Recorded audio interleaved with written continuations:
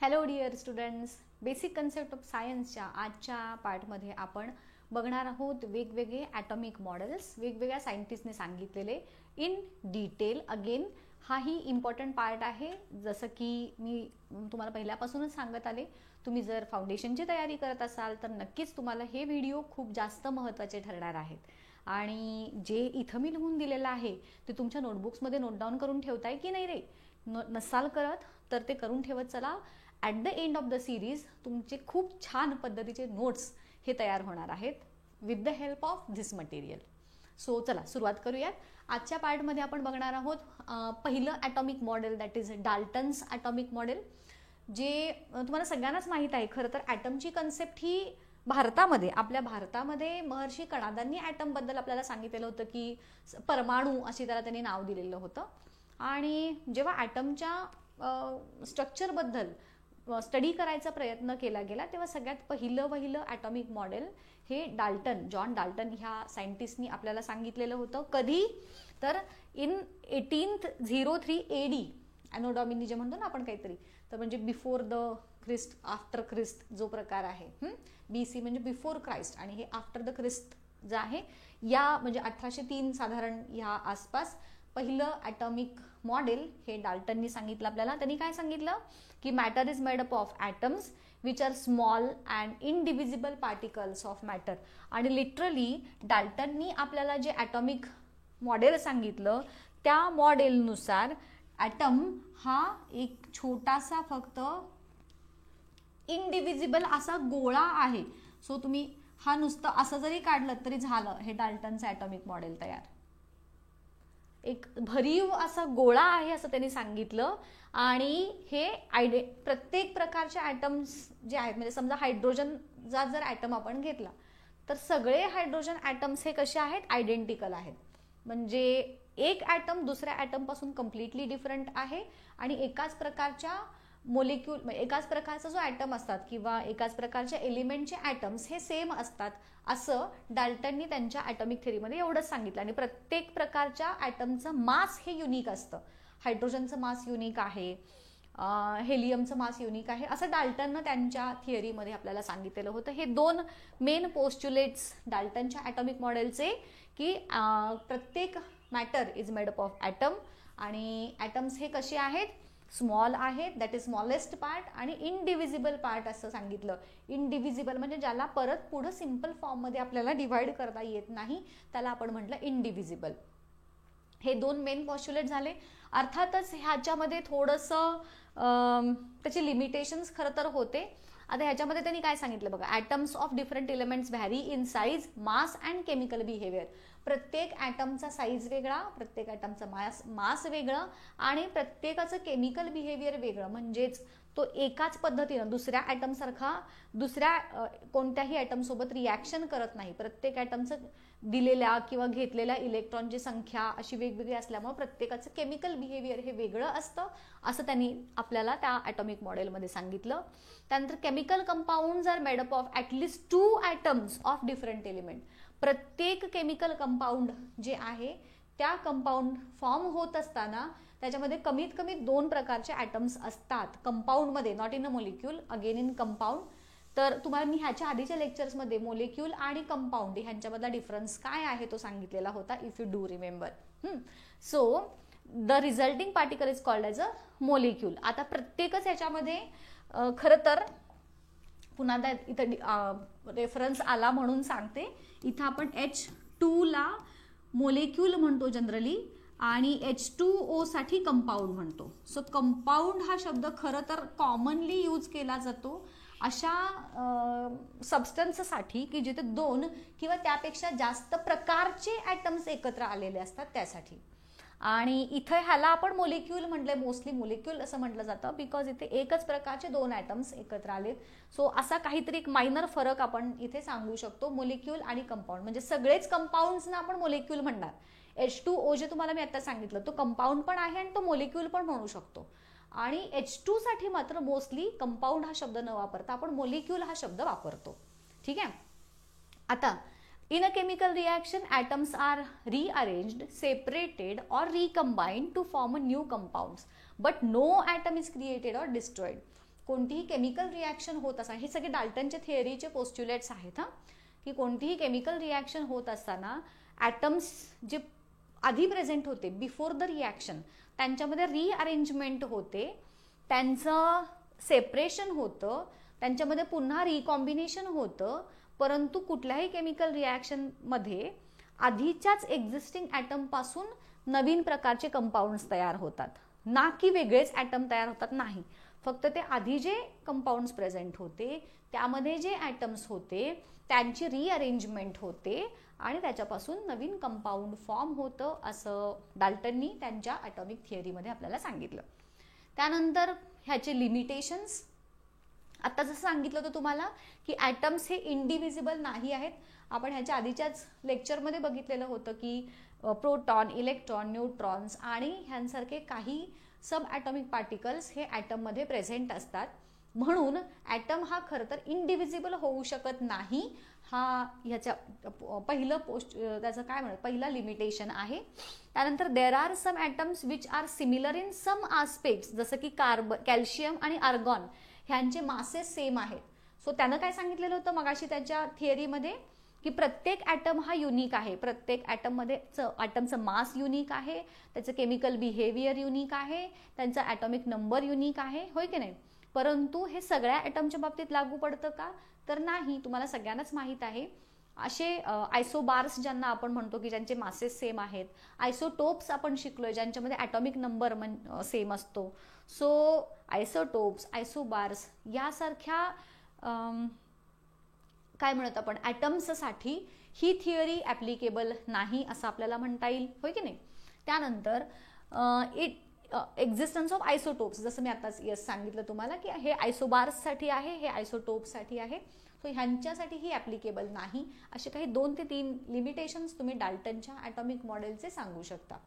त्या next model आहे Thomson's atomic model. याच्यामध्ये 1904 साली त्यांनी आपल्याला हे मॉडेल सांगितलं. यात त्यांनी काय सांगितलं की atoms these are made up of negative electrons which are embedded in a gel of positive charge. मग अशी जसं मी तुम्हाला सांगितलेलं होतं की कलिंगड जसं असतं त्या कलिंगडामध्ये जसे बिया असतात त्या बियांच्या सारखंच एखाद्या ॲटममध्ये इलेक्ट्रॉन्स आणि म्हणजे कलिंगडाच्या गरामध्ये गर हा पॉझिटिव्ह चार्ज जर असेल आणि त्याच्यामध्ये असणाऱ्या बिया ह्या निगेटिव्हली चार्ज्ड इलेक्ट्रॉन्स रिप्रेझेंट करतात असं त्यांनी सांगितलंय. जसा गर आहे तो पॉझिटिव्ह चार्ज आणि बिया म्हणजे इलेक्ट्रॉन्स. किंवा अजून एक त्यालाच प्लम पुडिंग मॉडेल असं देखील म्हणतात, बिकॉज तुम्ही सगळ्यांनाच माहिती असेल ह्या जे पुडिंग आहे किंवा हा जे केक सारखा जो भाग आहे त्याच्यामध्ये कसे आपण ड्रायफ्रूट्स टाकलेत तशा पद्धतीनं ॲटममध्ये पॉझिटिव्ह चार्ज असतो आणि त्याचे ड्रायफ्रूट्स असतात त्यासारखे त्याच्यामध्ये निगेटिव्हली चार्ज्ड इलेक्ट्रॉन्स प्रेझेंट आहेत असं त्यांनी आपल्याला सांगितलं. सो ह्यालाच जे थॉम्सन्स ॲटॉमिक मॉडेल आहे या मॉडेललाच आपण प्लम पुडिंग मॉडेल असं देखील म्हणतो. आणि त्यांनी काय सांगितलं सगळ्यात महत्त्वाचं बघा की निगेटिव्ह आणि पॉझिटिव्ह चार्जेस हे ऑलमोस्ट इक्वल असतात आणि त्यामुळं ॲटम हा न्यूट्रल असतो असं आपल्याला थॉम्सननी त्यांच्या ॲटॉमिक मॉडेलमध्ये सांगितलं. हे थॉम्सनचं ॲटॉमिक मॉडेल तुम्हाला सांगता येईल. अशी डायग्राम काढा किंवा मगाशी होती त्या पद्धतीची.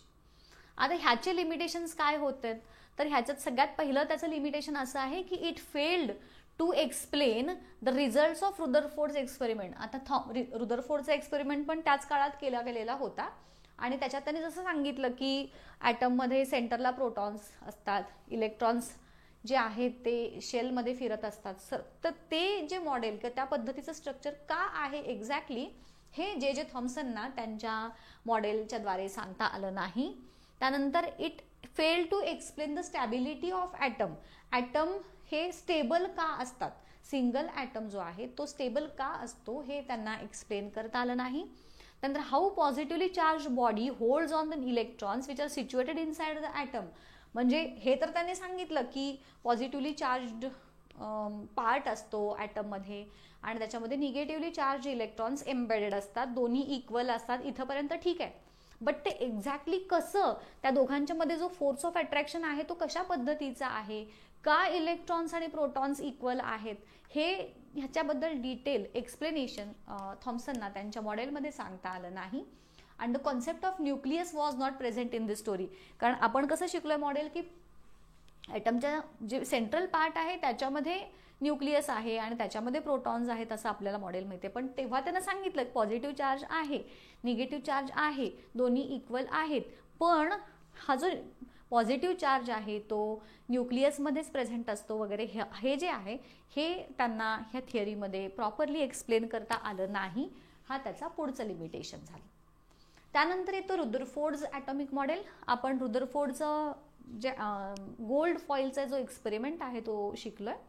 तर त्या एक्सपेरिमेंटप्रमाणे त्यानं काय सांगितलेलं होतं की ते जे स्पेसिफिक रेज आहेत ते रेज त्यांनी या म्हणजे अल्फा पार्टिकल्स जे आहेत इथे लीड कंटेनर घेतला आणि इथे आय थिंक मर्क्युरी होता. ह्या लीड पण एक प्रकारचं रेडिओ ॲक्टिव्ह सबस्टन्सच आहे. त्या लीडच्या ब्लॉकमध्ये त्यांनी मर्क्युरी सारखे रेडिओ ॲक्टिव्ह सबस्टन्स ठेवले आणि ते इझिली जावेत ह्यासाठी इथे एक त्यांनी होल ठेवलेलं होतं, म्हणजे एक छोटीशी बीम पास व्हावी ह्यासाठी. आणि ही झाली सिंटिलेशन स्क्रीन.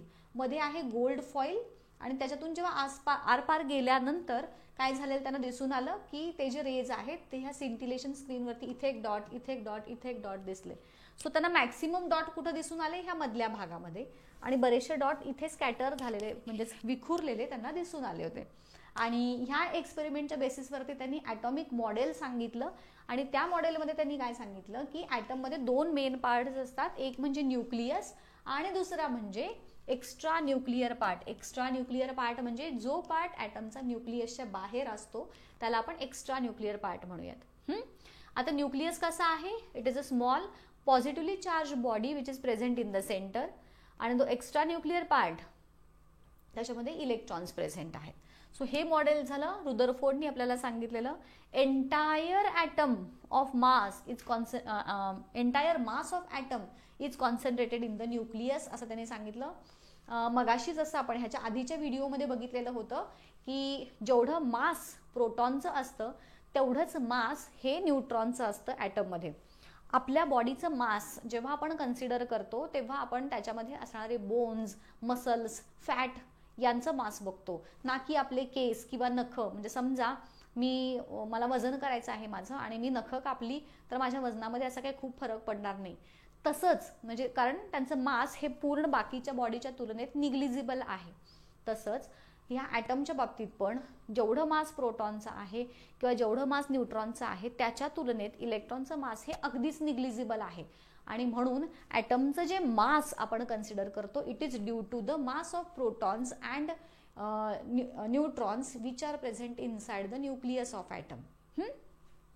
त्यानंतर इलेक्ट्रॉन्स जे आहेत कंटिन्युअसली रिव्हॉल्व करत असतात around the nucleus in specific path, किंवा त्याच पाथना आपण ऑर्बिट असं म्हणतो. म्हणजेच रुदरफोर्डनं आपल्याला त्यांच्या जे ॲटॉमिक मॉडेल आहे त्याच्यामध्ये हे स्पेसिफिकली ॲटमचं जे स्ट्रक्चर आहे, हे मग असं गोल्डन फॉईलचा जो एक्सपेरिमेंट होता त्यात त्यांनी सांगितलेलं होतं ना की मेजॉरिटी जे रेज आहेत ते सरळ पुढं गेलेत, ह्याचा अर्थ ॲटममध्ये मेजॉरिटी स्पेस ही रिकामी आहे. त्यानंतर काही पार्टिकल धडकून गेले याचा अर्थ तिथं काहीतरी ऑब्स्टॅकल आहे आणि हे खूप कमी आहेत. म्हणजे ॲटममध्ये सॉलिड पार्ट काहीतरी आहे पण तो खूप कमी आहे आणि तो सेंटरमध्ये एकवटलेला आहे असं त्यांनी ह्या ऑब्झर्वेशनच्या आधारे सांगितलेलं होतं. आणि मग त्याच्यावरून त्यांनी हे ॲटॉमिक मॉडेल आपल्याला सांगितलं की प्रोटॉन्स आणि न्यूट्रॉन्स हे इथं प्रेझेंट असतात आणि इलेक्ट्रॉन्स जे आहेत ते स्पेसिफिक पाथमध्ये ह्या न्यूक्लियसच्या भोवती फिरत असतात. आता ह्याचे लिमिटेशन्स काय आहेत, he could not explain how the moving electrons would remain in the orbit. Again बघा थॉम्सनच्या ॲटॉमिक मॉडेलमध्ये त्यांनी सांगितलं पॉझिटिव्ह निगेटिव्ह चार्ज इक्वल आहेत पण ते कुठं आहेत कसं आहे ते त्याला प्रॉपरली सांगता आलं नाही. रुदरफोर्डनी त्यांच्या एक्सपेरिमेंटमध्ये सांगितलं की प्रोटॉन्स आणि न्यूट्रॉन्स सेंटरमध्ये आहेत, इलेक्ट्रॉन्स एका स्पेसिफिक पाथमध्ये ह्या न्यूक्लियस भोवती फिरत असतात. पण हे न्यूक्लियसकडे खेचले का जात नाहीत मग, कारण प्रोटॉनवरती पॉझिटिव्ह चार्ज आहे, इलेक्ट्रॉन्सवरती निगेटिव्ह चार्ज आहे. सो आयडियली काय झालं पाहिजे, त्यांच्यामध्ये फोर्स ऑफ अट्रॅक्शन क्रिएट होऊन ते इलेक्ट्रॉन्स प्रोटॉनकडे खेचले गेले पाहिजेत, होय की नाही. परंतु तसं न होता ते एका स्पेसिफिक ऑर्बिटमध्ये फिरत राहतात. का बरं ते फिरत राहतात हे काही रुदरफोर्डला त्या एक्सपेरिमेंटच्या द्वारे किंवा ते जे काही त्यांनी ऑब्झर्वेशन जे काही स्टडी केलेला होता त्याच्याद्वारे त्यांना हे काही सांगता आलं नाही. हा या मॉडेलचा सगळ्यात मोठा ड्रॉबॅक किंवा लिमिटेशन आहे. ठीक आहे. सो हा झाला आपला आजचा पार्ट. त्याच्यावरती बेस्ड आजचा प्रश्न आहे, what are the limitations of Dalton's atomic theory. डाल्टनच्या ॲटॉमिक थिअरीचे लिमिटेशन्स काय आहेत, हा आपला आजचा प्रश्न. त्याचं उत्तर तुम्ही मला कमेंट करून सांगायचं आहे. ठीक आहे, इथेच थांबूयात. कसा वाटला व्हिडिओ मला कमेंट करून सांगा. आवडला असेल तर लाईक करा, खूप आवडला असेल शेअर करा, सबस्क्राईब तुम्ही केलेलं आहेच आहे. सो चला इथेच थांबूयात, भेटूयात पुढच्या भागामध्ये. Till then good bye, thank you.